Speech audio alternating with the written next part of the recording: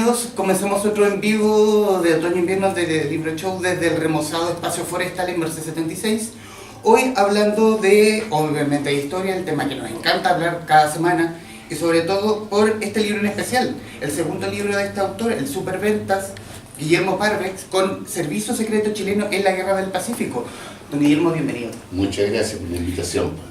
Para, obviamente, hacer una presentación y contar los laureles del propio autor, voy a robar un poco de la información que aparece aquí en la solapa. Guillermo Parvex es licenciado en Comunicaciones y posgraduado en Comunicación Estratégica y ha ejercido como asesor comunicacional de diversas empresas chilenas y extranjeras. Forma parte de la Academia de Historia Militar. En 2014, luego de años de trabajo de recopilación y revisión de manuscritos, publicó Un veterano de tres guerras, libro que recoge las experiencias vividas por el teniente coronel José Miguel Varela en la Guerra del Pacífico, las campañas en la Araucanía y la Guerra Civil de 1891. Con más de 60.000 ejemplares vendidos, el libro se ha convertido en un bestseller de la crónica histórica. Ahora sí, don Guillermo, bienvenido. Para comenzar, Servicio Secreto Chileno en la Guerra del Pacífico. Siempre me interesa conocer, de parte de los entrevistados a los cuales contacto, ¿cómo nace? ¿Cómo nace? ¿Cuál fue la primera idea ¿Cuál fue la idea de la cual nació este libro? A ver, la idea creo que la tenía yo desde los 12, 14 años cuando leí Adiós al séptimo de línea, que es una novela de ficción de Jorge Nostroza, y hablaba él del servicio secreto chileno sin entregar ningún otro antecedente. Ya con el transcurrir del tiempo traté de ir buscando algún texto, alguna historia, algún documento que me reafirmara si eso era parte de la ficción de Nostroza o había algo de realidad detrás de ello. Terminado el veterano de tres guerras, me puse a investigar si es que podía encontrar algo, y poco a poco empezaron a aparecer los primeros indicios de este servicio, que fue absolutamente informal. No hubo ningún decreto de creación, era casi como una logia, una cofradía, y fui encontrando todos los elementos que me permitieron finalmente redactar este libro. No quiere decir que toda la gente que sirvió en este servicio esté mencionada en mi libro, porque posiblemente muchos no quedaron asentados en documentos de la época. Pero un servicio, como usted dice, informal, que duró no un tiempo menor, duró 10 años. 10 años. Es que esto se formó mucho antes de la Guerra del Pacífico.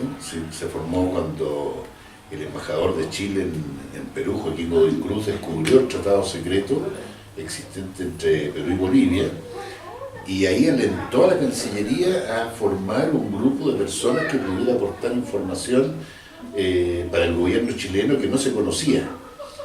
Y de ahí se fueron reclutando, la mayoría de ellos eran abogados, diplomáticos, y así funcionó este servicio entre 1873 y 1879, con muchos diplomáticos.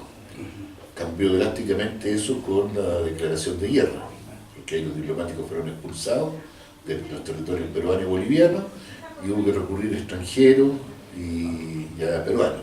Peruanos, algunos comerciantes, no siempre diplomáticos, no siempre gente de alcurnia, me refiero. Claro, o sea, en un comienzo eran casi todos abogados los agentes. Por ser diplomáticos, la mayoría eran abogados, había periodistas, algunos ingenieros, eran casi todos profesionales, militares prácticamente no había. Y en la segunda fase de este servicio, desde el inicio de la Guerra del Pacífico, es mucho más heterogéneo, porque ya los chilenos no podían operar dentro del territorio peruano ni boliviano, porque habían sido expulsados. Entonces ahí se recurre a ingleses, a chinos, a daneses, ecuatorianos, incluso argentinos. Incluso argentinos, claro. Y yo me devoré su libro, don Guillermo, porque lo encontré a pesar de un lenguaje muy militar, pero también es un lenguaje muy simple. Un lenguaje que puede leer cualquiera de nosotros, cualquiera que nos puede estar viendo en este momento. Y me llama la atención, primero, porque es un servicio, como te dice, un servicio informal, muy poderoso, muy poderoso, pero a la vez dentro de esa informalidad, como le dijera, muy rudimentario. Es como muy rudimentario y es como cuando te dicen que de la pobreza nacen las ideas, que en el fondo es gente muy creativa que no tenía mucho... No tenía nada. No tenían absolutamente nada, ni de experiencia, mucho menos recursos. No, menos. Y yo lo resalto más, saltándome como muchas páginas, al servicio exterior, y al servicio exterior en Europa. Hizo una tremenda labor. Y es una tremenda labor liderada por Alberto Bresgana, diplomático y literato. Un literato, el padre de la novela chilena. El padre de la novela chilena, y conjunto con Luis Lynch, contraalmirante y hermano de Patricio Lynch, Fue jefe político de Perú. Fue jefe político de Perú. Claro. Y ¿cómo hay indicios? Porque, claro, un servicio muy informal, voy a repetir nuevamente lo que usted ha dicho, ¿cómo queda documentado? Porque obviamente no hay funcionarios enrolados en X servicio, a diferencia de, no sé, militares que también sirvieron al servicio secreto y que estaban enrolados, no sé, a los militares, al ejército, a la marina, pero esta gente en el fondo era como un amor a la patria, no había, de hecho no aparecía como en la cartola, en la colilla de sueldo. Mira, la mayoría de aquellos, de los civiles, que eran la mayoría de este servicio, estaban, por decirlo de alguna forma, enrolados en el Ministerio de Relaciones Exteriores, Culto y Colonización, que se llamaba, lo que es la Cancillería. Claro. Ahí estaban enrolados. Y ellos dependían jerárquicamente de la Cancillería. Por lo tanto, me imagino yo que los sueldos, los viáticos que les daban, tarde mal y nunca, pero que les daban, emanaban de la Cancillería de Chile. Ahora, como tú decías, del servicio exterior, que funciona en Estados Unidos, Centroamérica, Europa, realmente yo creo que provocó un vuelco en la guerra, porque si no hubiesen saboteado como diplomáticamente las adquisiciones, sobre todo navales de Perú, habría cambiado completamente el equilibrio naval y el resultado de la guerra habría sido otro. Y es un servicio que se movió a diferencia del enemigo, se movió muy rápido. Sí, es que ya tenía una experiencia de 6 años cuando comenzó la guerra. Los peruanos no alcanzaron a formar un servicio que operara en la zona aquí de conflicto. Sí lo tenían y muy bien desarrollado en Europa, como se relata en el libro, y que los peruanos tenían un servicio muy eficiente con el cual tenían que lidiar el servicio chileno, jugando a las escondidas unos con otros, y que era liderado por el hermano del presidente de Perú, Nicolás Bravo. Yéndonos, yo voy a estar saltando el tema, no vamos a ir en orden al libro. No, para nada. La mención de los extranjeros. ¿Qué tan importante fueron los extranjeros en el servicio? Mira, hubo extranjeros que fueron claves, como por ejemplo, cuando comenzó la guerra, expulsaron a todo el cuerpo de diplomáticos, cónsules, empleados de las embajadas, los expulsaron del territorio, que eran los que movían la red dentro de Perú. Y ante eso, el servicio dentro de Perú lo lideró un inglés, Richard Harvey. Él asumió como cabeza dentro de Perú y además él era un alto funcionario del gobierno peruano. Era inspector jefe de salitreras. Por lo tanto, él se movía libremente desde Lima hasta Iquique, por todos los cantones salitreros, sin ningún problema, y él trabajaba para la inteligencia chilena. Ahora, cuando algunos dicen que hubo intereses económicos de por medio, en este caso claramente no hubo, porque culminada la ocupación de Tarapacá, el gobierno chileno nombró a Harvey, a este inglés, en el mismo cargo que tenía en Perú, pero en el gobierno chileno, inspector general de salitrera. Y él se asoció con Tomás North y adquirieron a precio muy barato la mayoría de las salitreras ex peruanas, digamos. Como reza el dicho que a buen árbol se arrima. buena sombra. Y esa fue una gran sombra. Una gran sombra. Sí. Que es un caso clarísimo de una persona que fue muy útil, pero a su vez estaba mirando más allá, mirando desde el punto de vista empresarial. Hubo otros extranjeros que recibieron un mínimo sueldo y hicieron grandes cosas, como Jorgen Birkedal, que era un ingeniero danés, que fue contratado como oficial del Ejército de Chile, y él operó prácticamente 6 años como agente dentro de Perú. Solo la vida de él da como para una película, porque es un tipo que se codeó con los sectores más altos del empresariado peruano, de las Fuerzas Armadas peruanas, de los políticos, y tuvo acceso a todas las defensas de Lima, de Callao, de Chorrillo y de Miraflores. Fue una persona que tuvo un papel crucial en el terreno para poder dominar en forma menos sangrienta estos combates. Porque por primera vez en la historia se estaban usando las minas, que no se habían usado nunca en una guerra, las minas eléctricas. Entonces uno de sus grandes logros fue robarse los planos donde estaban enterradas las minas eléctricas para que los salvadores chilenos las pudieran desactivar. Si no, habría sido mucho más grandes las pérdidas chilenas.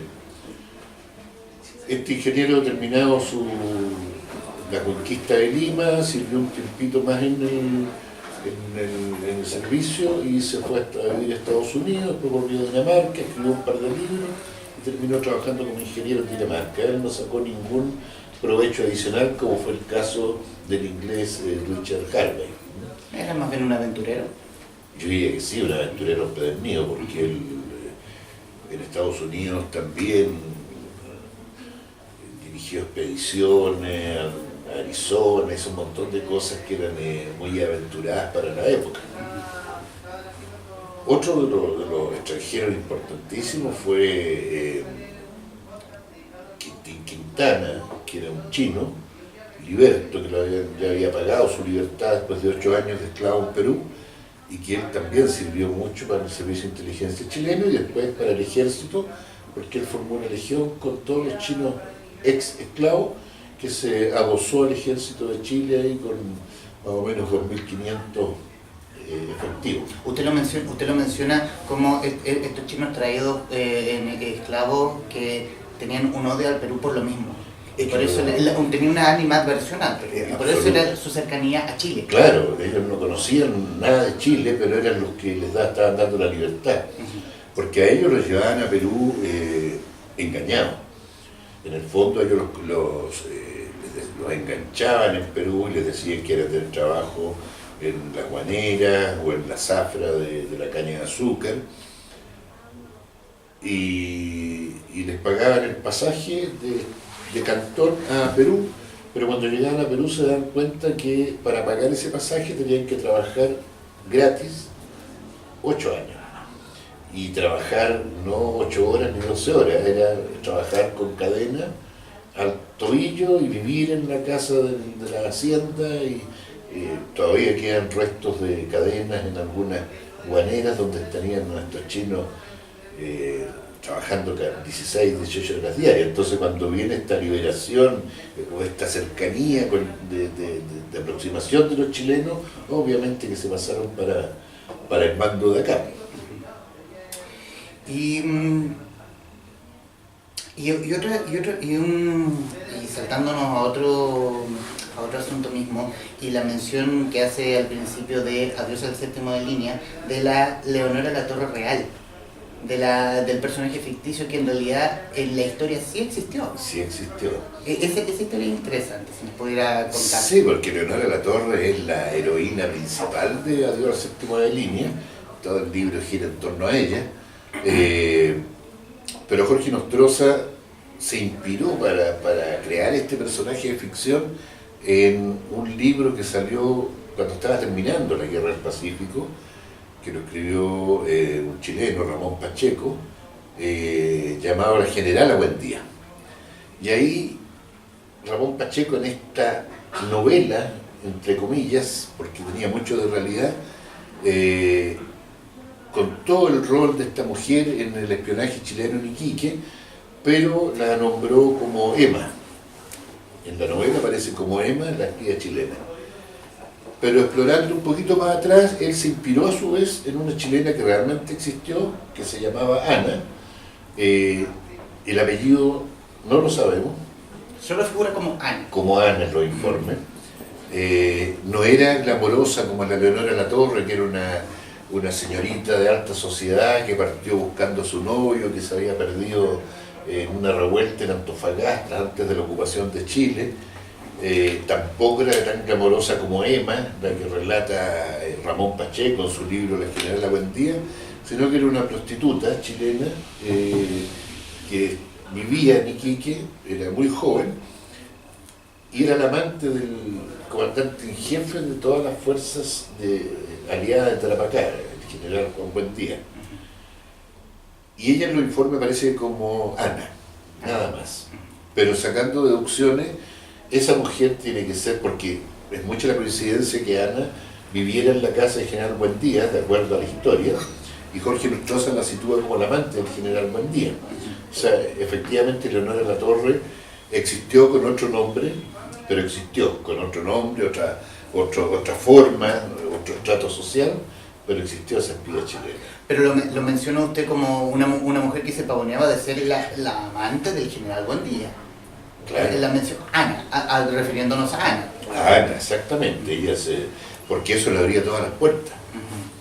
Al saber que era la amante del general Buendía, ya podía atravesar las líneas peruanas de un lado para otro, juntarse con los agentes chilenos, entregarle los mapas, la información que ella sustraía. Entonces ella dentro de Perú se pavoneaba como la amante del general Buendía, y eso además lo sabía todo el ejército peruano. Incluso después de la acá, el general Buendía fue sometido a sumario, y entre otras acusaciones fue sometido a sumario por tener de amante a una espía chilena. O por entusiasmarse. Claro. Claro, por ello, Sí. por llevarlo más... Claro, han entregado secretos importantes de la nación a una espía chilena. Por eso no debemos enamorar. No es la idea. Bueno, la idea no es que sea una conversación entre dos. El que tenga duda, consulta, que quiera decir algo, por favor, que levante la mano, me haga una seña y, por favor, no sean tímidos, tranquilos.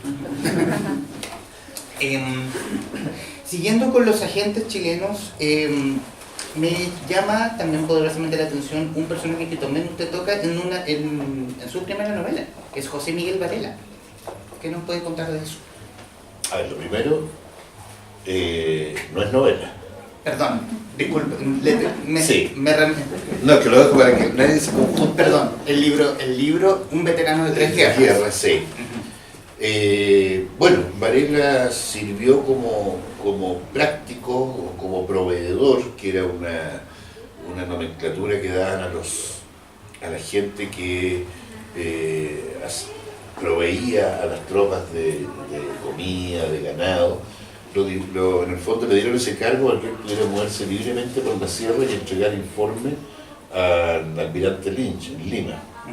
Él fue llamado desde Lima por Lynch, él ya estaba en Santiago, había vuelto de la guerra y entró a esta oficina en el Palacio de los Virreyes, donde funcionaba la inteligencia chilena, y Lynch lo convocó a él y a otro oficial que era Manuel Rodríguez, que fueron dos oficiales que convocó para que cumplieran este rol de, no sé si llamarlo espía o explorador encubierto, pero de todas maneras trabajaba para la misma organización Varela. Y estuvo ahí trabajando alrededor de 7 meses y después volvió a Chile y se reintegró al regimiento Cazadores. Ahora, el espía y el explorador encubierto no veo... No hay mucha diferencia. Es como el explorador encubierto, es un título muy lindo, porque el espía quizás puede que espante mucho. Claro, ahora es que la diferencia está entre que el espía en ese tiempo, ¿qué es lo que hacía? En el fondo actuaba ocultando su verdadero fin y generaba un círculo de amistades, de confianza del adversario para sustraerle material. El explorador era una persona que más bien miraba de lejos y sacaba conclusiones, no se infiltraba con los militares peruanos, por ejemplo, en la sierra. Ah, bueno, perfecto. Entonces, en el caso del señor, del mismo Godoy Cruz, al principio del libro, que era muy amigo del presidente peruano. Claro. Que era muy amigo de la patria, como lo mencioné. Sí, pues, eran amigos, incluso era el que le llevaba todos sus negocios en Chile. Porque el presidente peruano había estado exiliado 4 años. Mariano Ignacio Prado. Claro, había estado 4 años exiliado en Chile y se instaló con un negocio de ferrocarriles en Laraquete, en Coronel, y después cuando volvió al Perú para asumir la presidencia, Joaquín Godoy le manejaba sus negocios en Chile, o sea, la amistad era muy grande, pero la verdad es que Joaquín Godoy estaba haciendo su trabajo muy fino. Un excelente trabajo. Claro. De hecho, el tratado secreto entre Bolivia y Perú, Chile tuvo acceso 3 días después que se firmó ese tratado. Y Perú y Bolivia lo negaron por 9 años. ¿Sí? Así que era bien fina en la labor que hacían eso. Esos eran los agentes. Y los exploradores eran los que observaban, recogían la información y se concluían algunos hechos. Por favor. Sí. Buenas noches. Hola, buenas noches. Soy Marco Fernández. Bueno, hablando justamente de esta información, da la impresión de que las autoridades acá en Chile no le daban mucha validez a la información que recogían antes de la guerra, como por ejemplo esta información del conocimiento del tratado secreto. Mira, yo creo que le dieron validez del momento que siguieron haciendo crecer este servicio, pero a mi juicio no pudieron, por razones económicas, adoptar las medidas del caso, que era, por ejemplo, haber reforzado un poco el ejército de Chile, que está prácticamente disminuido a 2.300 personas. Y hasta el año 1878 se siguieron cerrando regimientos, porque había una crisis económica. Entonces yo creo que no le sacaron el provecho previo a la guerra necesario como para empezar o no pudieron hacerlo simplemente por razones económicas. Pero después, durante la guerra, yo creo que le sacaron mucho provecho, con algunas excepciones. Una de las excepciones más grandes, que no es del gobierno, es el desastre de Tarapacá. Tarapacá fue la única batalla perdida por Chile, porque en la Concepción no quedó ningún chileno, pero tampoco quedaron dueños de la Concepción los peruanos. En Tarapacá el ejército sufrió una de las pérdidas más grandes, 500 muertos y unos 1.500 heridos, y el servicio secreto informó, ahí lo explico con la hora, el lugar y todo, informó a Vergara, que era el ministro delegado del gobierno, de que no habían ahí 1.500 peruanos y bolivianos como él pensaba, sino que eran más de 5.000.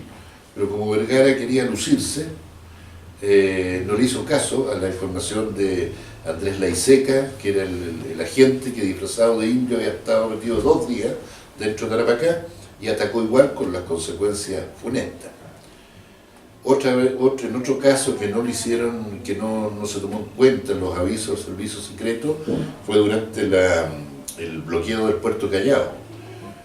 El servicio secreto en Lima tuvo conocimiento de que los peruanos estaban preparando unas lanchas de resorte que se llamaban, que eran unas tipo barcas pesqueras, que tenían una gran cantidad de explosivos y cargadas de bultos. Entonces, al sacar el último bulto, estallaba la lancha y hundía el buque que estaba cerca. Esa información la mandó el servicio de inteligencia con un telegrama codificado a Iquique, a Patricio Lynch. Patricio Lynch se lo informó a la escuadra, y la escuadra y el comandante en jefe de la escuadra le informó a cada comandante de buque que no se acercara a ninguna de estas lanchas. Bueno, hubo un buque que sí se acercó, que sí empezaron a descargar los bultos, y cuando descargaron el último bulto estalló la carga y hundió el buque chileno, que era un transporte, y murieron 300 marinos. Entonces, y ahí estaba el aviso, pero clarísimo. Ahora, estratégicamente yo creo que siempre se le hizo caso, porque estas son cosas más tácticas, pero estratégicamente yo creo que siempre se le hizo caso, como por ejemplo en los lugares de desembarco. La Guerra del Pacífico fue un avanzar, establecerse, embarcarse, desembarcar, después volver a hacer lo mismo, que se hizo la primera vez hasta Antofagasta, la segunda vez se hizo Pisagua. Los mandos militares y navales aconsejaban hacer ese desembarco directamente en Iquique, en una caleta cercana, pero el servicio secreto chileno hizo muchas exploraciones y recomendó Pisagua. Después pasó lo mismo con Curayaco, cuando avanzaron más hacia Lima. Entonces, todo ese movimiento estratégico, yo creo que el gobierno siempre consideró muy bien las informaciones. Ahí te respondo. Sí, muchas gracias. ¿Alguien quisiera hacer otra mención? Quisiera sacarlo un poco del libro propiamente tal y llevarlo a sus obsesiones. Primero, ¿qué lo lleva a usted a adentrarse a la historia? A mí me lleva a adentrarme en la historia el cariño que me inculcó mi abuelo por ella. Desde muy chico mi abuelo siempre me hablaba de historia, me pasaba libros de historia, los comentábamos, y como te decía, yo a los 12 años o a los 11, creo que fue, me leí los 5 tomos de Adiós al séptimo de línea, que si bien era una novela, me acercó mucho a la historia, especialmente a la historia del periodo de la Guerra del Pacífico. Creo que por ahí nació todo mi cariño por la historia, a raíz de la complicidad que teníamos intelectual, entre comillas, con mi abuelo, que no solamente me prestaba un libro, sino que me lo comentaba, y a veces conversábamos hasta muy tarde sobre ciertos pasajes de la historia. Porque había realizado, es como en un trabajo exhaustivo gracias a Google, ¿no? Sobre que antes de ser periodista usted quería estudiar historia. Claro. Y que por tema de, obviamente, del el poco campo laboral, optó por periodismo. Claro, a mí me habría gustado mucho estudiar historia, incluso mientras yo antes de estudiar periodismo, yo estuve 4 años en construcción civil. Que desorientado entre esa carrera, me di cuenta después de 3 años que no tenía ninguna vocación, pero mientras tanto estudiaba construcción civil en la Católica y yo tomé todos los ramos optativos y libres, los tomé en historia y en ciencia política. Después me cambié, di la prueba, entré a estudiar periodismo y ahí también tomé bastantes ramos de historia adicionales a los de la carrera. Estudiar historia en esos años era como, no sé, estudiar algo que no había campo, porque era muy distinto estudiar para profesor de historia que licenciatura en historia. Así que, bueno, uno no toma las decisiones a veces adecuadas o no se atreve a tomarlas, pero la verdad es que a mí me habría gustado estudiar historia o haber desarrollado mucho más la parte histórica formalmente. Y admito de lo mismo, sobre todo de esta polémica, vamos a llamarlo así de alguna forma, de que historiadores o de los historiadores de gente que no es historiador pero que habla de historia, que se dedica a la divulgación histórica. No sé qué punto de vista tiene usted ante eso. A ver, yo creo que todos tienen un papel importante que cumplir. Los historiadores son generalmente más académicos, son mucho más profundos probablemente en algunas investigaciones, pero no llegan a un público masivo justamente porque están orientados y giran en torno a lo académico. Por su lenguaje. Por su lenguaje, por su forma de redactar. Ahora, los que escribimos sobre historia sin ser historiadores somos muchos ahora. Creo que se ha abierto un nuevo camino que, con mucha modestia, digo que el veterano Tres Guerras lo abrió. Después siguió Baradit y así fueron saliendo muchos más que escriben sobre historia y sin ser historiadores. Creo yo que ambas cosas son muy importantes. El historiador está cumpliendo un papel muy importante en lo que hace y el escritor especializado o que escribe de historia también, porque está llegando a un público mucho más grande, un público mucho más heterogéneo, y si alguien se interesa un poco por la historia que escribimos los no historiadores, probablemente va a profundizar, y al profundizar va a llegar a los historiadores. Así que yo creo que se complementan muy bien. Nosotros somos como la carnada para los libros académicos de los historiadores. Y hoy el género histórico, ya sea crónica, divulgación, novela histórica, ¿goza hoy de muy buena salud? Sí, yo creo que sí. Si vemos todos los libros que han salido en los últimos 4 años sobre historia, nos damos cuenta que es una rama que está prácticamente olvidada y que explosionó con mucha fuerza. Yo junto en esto la ficción y la no ficción, porque por ejemplo Carlos Trompen es novela, pero es novela histórica, muy rigurosa. Entonces tenemos a Carlos Trompen con 4 o 5 títulos, tenemos a Jorge Baradit con 3 libros de la historia secreta de Chile, está Carlos Basso con su logia, que también toca la historia, tenemos a Pedro Cariuqueo con la historia secreta del pueblo mapuche, ahora sale Villegas con la historia casi secreta. Entonces con eso se demuestra que la historia es una vertiente que está en estos momentos generando un interés muy grande de los lectores. Sí, si me permite, sí, no, por favor. Hacerle una pregunta justamente de lo mismo que están hablando. Yo considero que algo importante a la hora de escribir este tipo de libros, y la verdad que yo diferencio entre una novela histórica y un libro que pretende ser histórico. Y El veterano no es una novela histórica, sino que es una biografía. Y este libro también del Servicio Secreto Chileno tampoco es ficción histórica. Entonces yo creo que algo importante es la metodología con la cual trabaja el autor. Y frente a esto me gustaría preguntar cuál es su metodología de trabajo. De los 2 libros son absolutamente distintos. En El veterano de Tres Guerras yo recibí como regalo de mi abuelo los apuntes básicos de los recuerdos de José Miguel Varela, que eso yo los tuve que transcribir, ordenar cronológicamente, darle un estilo literario, investigarlo una vez que terminé. Una vez que tenía el libro listo, comencé la investigación para saber si lo que estaba escribiendo o lo que estaba vertido en esos papeles era realidad o era ficción. Y en este caso El veterano es 100% Varela. Es 100% Varela.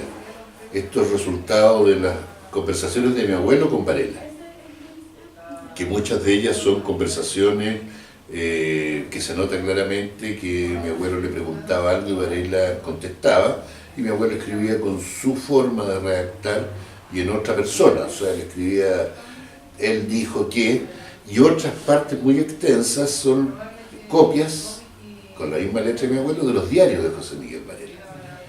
Entonces yo, ¿qué es lo que hice? Una vez que lo ordené cronológicamente, le di el estilo de los diarios de Varela, para que no tuviera en tercera persona, me tomé esa licencia, pero que no alteré nada.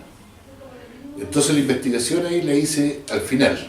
O sea, en ese caso la metodología fue transcribir, ordenar, darle estilo literario, investigar. En el caso del servicio secreto es totalmente inversa. Primero investigar, segundo ordenar y tercero comenzar a la redacción, que generalmente se interrumpe la redacción. Este primer periodo de investigación, ¿fue a primera fuente? ¿Buscó a historiadores? No, yo trabajé con fuentes básicas que son los archivos. los historiadores no tenían muchos antecedentes de esto, por lo mismo no había ningún libro sobre esto, sobre el servicio secreto. Entonces yo empecé investigando en el Ministerio de Guerra y perdí mucho tiempo en los archivos del Ministerio de Guerra, que es el actual Ministerio de Defensa, hasta que tomé la hebra de la Cancillería, y ahí encontré mucho material. Y después seguí con la hebra de la legación chilena en Europa, que ahí encontré cartas, transcripciones de telegramas. Cuando uno investiga a veces no parte por el lado equivocado, que yo imaginaba servicio secreto, Ministerio de Guerra, bueno, ahí tienen que estar los archivos, no, están en lo que era Cancillería, Relaciones Exteriores. Pero ahí, como te das cuenta, los dos libros son distintos. Son distintos, claro. Muchas gracias. Y yendo a esta discusión de la ficción y no ficción, ¿no le interesa explorar la ficción? Como una cosa suya, como una aventura. Me interesa, pero todavía no lo voy a explorar porque Pero es un bichito. es un bichito que está, tengo ideas, pero no quiero, para no confundir a los lectores. Si un lector lee una obra mía de ficción, va a entender que a lo mejor que es histórica, porque las dos anteriores han sido históricas, o va a creer que estas también son novelas. Entonces no quiero crear una confusión aún. Posiblemente más adelante sí que tengo ganas, porque te permite muchas licencias la ficción, que no te las permite la no ficción. ¿Y qué está leyendo hoy Guillermo Parvix? ¿Qué estoy leyendo hoy? Estoy leyendo archivos para mi próximo libro. En eso estoy ocupado todo el día. Se me adelantó una pregunta. Pero, ¿y ya que tomo la próxima novela? ¿Algo que nos pudiera adelantar? A ver, ¿O una pildorita? yo estoy trabajando para un libro que, si Dios quiere, para el año 2019. Sin embargo, en julio, a fines de julio, comienzos de agosto, tiene que salir un tercer libro mío, también de no ficción, que es una pequeña historia del año 1978, cuando Chile estuvo casi por enfrentarse con Argentina por la isla Australia. Y ya estamos y casi de aniversario en esa época. 40 años, 40 sí, años ya. claro. Así que han salido varios libros al respecto, pero creo que el que estoy haciendo yo va a despertar cierto interés por el hecho de ser tener un sentido autobiográfico. Entonces, Es más personal. es mucho más personal, o sea, uno de los protagonistas soy yo, digamos. Entonces creo que eso despierta cierto interés por el hecho de saber lo que piensa una persona que estuvo ahí trasplantado de la sala de la universidad a una trinchera durante varios meses.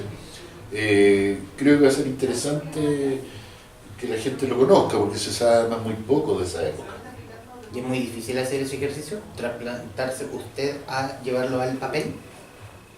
Es un ejercicio, no sé, hablemos ego, hablemos otro sentimiento. Es difícil escribirlo después de 40 años, porque uno se imagina con la liviandad que tomó muchas cosas en esa época, o la falta de seriedad que tuvo para medir el riesgo que no estaba corriendo. Entonces cuesta un poco escribirlo. Ahora, no hay nada de heroico en mi rol. Es uno más de 40.000 o 50.000 reservistas que llamaron en esa época, pero que creo que eso está englobado en lo general. O sea, este libro va relatando, por ejemplo, el 3 de noviembre pasó tal cosa en nuestro pedacito que estábamos, pero a su vez relato lo que pasaba ese mismo día en Roma, en Buenos Aires, en Santiago, va a ir formando una idea general de la situación. ¿Alguien quisiera hacer una mención? Nuevamente acudir al público, quisiera decirle algo. Respecto a lo último. Solamente que dejó pendiente el trabajo que está haciendo para el año que viene. Porque habló del libro que sale este año, pero del año que viene. Mira, ahí estoy trabajando en eso. No quiero adelantar mucho porque todo depende de cómo avancen los archivos. Si no encuentro el material suficiente, no voy a poder escribir lo que quiero hacer.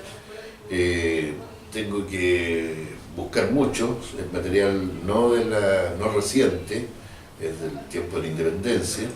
Entonces, si no encuentro absolutamente todo lo que le daría al libro la consistencia histórica y a su vez que sea un libro fácil de leer y de entender, pero así a grosso modo se trata del primer crimen político que hubo en Chile, el asesinato de Manuel Rodríguez, que todos saben a rasgos generales qué es lo que pasó con Manuel Rodríguez, pero yo estoy hurgando, digamos, los sumarios, como la cadena que hubo para mandar a asesinarlo, las razones, cuánto costó el asesinato, cómo se perdió el primer sumario, todas esas cosas.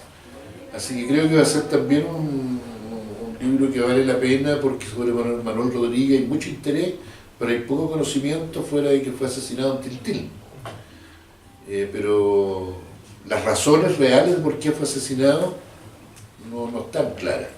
Entonces ese es el trabajo de investigación que estoy haciendo y es lo que estoy leyendo ahora. Y bueno, volviendo al libro, y ya para finalizar la conversación, del servicio secreto chileno, ¿hay más de esta hebra que usted acaba de descubrir? ¿O cree usted que hay más? Yo creo que sí.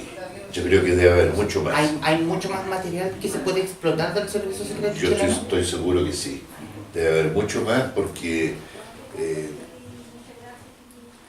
tiene que haber más correspondencia de otras embajadas, de otros agregados, cartas de embajadores, cartas privadas de embajadores, que nos cuenten mucho más de esto. Yo creo que siempre hay más. La historia nunca es la historia oficial y se pone un timbre de que esto es todo y no hay más. La historia va cambiando en la medida que las fuentes van apareciendo. Y yo estoy seguro que por la extensión que tuvo este servicio secreto, tiene que haber más material que yo no tuve acceso, pero algún día aparece. ¿Y qué sensación le deja el libro? Ya un libro que usted lanzó en noviembre del año pasado en Filsa, ¿qué sensación usted le deja? De gente que lo haya leído, de lo que haya usted visto. Mira, el libro, para ser bien sincero, me quitó el miedo, porque el veterano de Tres Guerras dejó la vara muy alta, entonces yo siempre temí que mi segundo libro la gente tendiera a compararlo con el veterano y no le gustara. Pero me he dado cuenta que la aceptación de los lectores ha sido bastante grande. El libro lleva ya como 4 meses, 5 meses en los rankings. Entonces la gente, el lector, supo diferenciar entre el veterano de Tres Guerras y este otro libro. Y ese era el temor que yo tenía, porque generalmente uno, no sé, va subiendo la escalera. Yo me tiré del primer peldaño hacia abajo, entonces tenía ese pánico de escritor, como le llaman, de que fuera un fracaso absoluto o el lector no lo entendiera.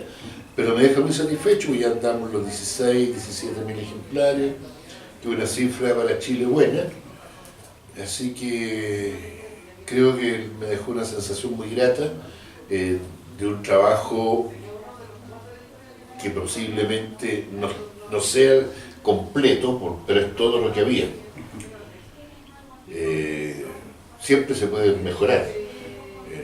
En agosto, con Penguin Random, vamos a sacar una segunda edición del Veterano de Tres Guerras. ¿Con Penguin Random? Sí. Ya, perfecto. Mira que Sí. tenemos primicia. Es primicia, sí. Una segunda edición, porque bueno, se han hecho 17 reimpresiones, pero en la misma edición, que es una edición que lleva, primero está muy bien revisada, lleva nuevo material gráfico, y lleva un capítulo adicional con toda la vida de Varela que él no quiso contar, o que él se le olvidó contar, y que se ha logrado investigar a través de historiadores locales, de jueces, de ministros de la Corte Suprema, que van aportado antecedentes, así que va actualizada su vida y con material de fotografías nuevos, así que eso tendría que ser a mediados de agosto. Una revisión revisada y aumentada. Revisada y aumentada, exactamente. Y a propósito del veterano de Tres Guerras, pero de la edición de la Academia Militar. Ya.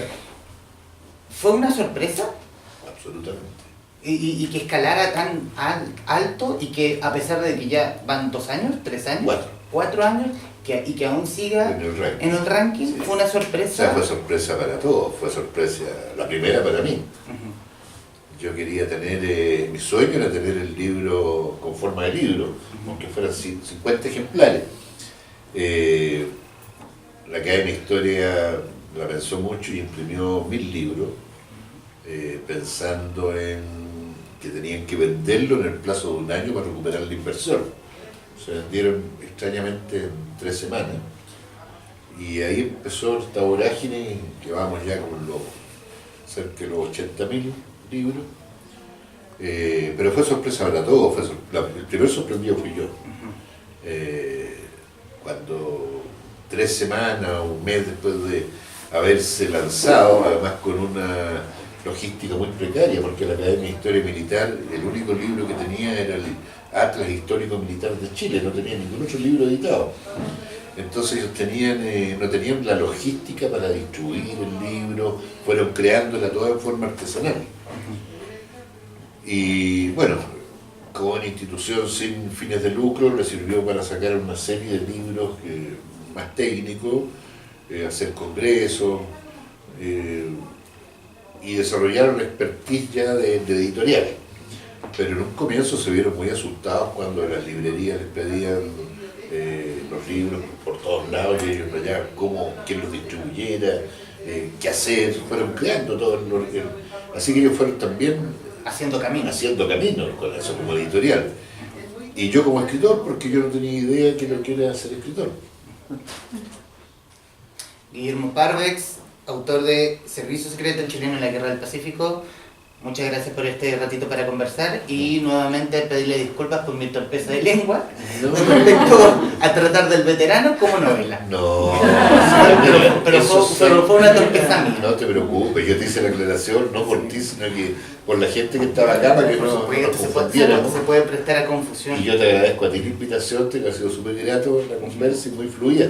Así que 1.000.000 de gracias por la invitación. Bueno, lo único que les puedo decir, Servicio Secreto Chileno en la Guerra del Pacífico, de Guillermo Parves, una novela, a pesar del lenguaje militar, de la jerga militar, que se lee muy rápido, una historia muy entretenida, muy apasionante, que uno queda en 300 páginas con gusto a poco.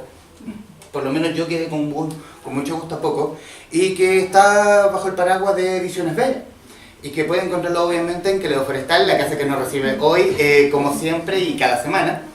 Y no me queda más que agradecer. Soy Humberto Fuentes y nos vemos la próxima semana.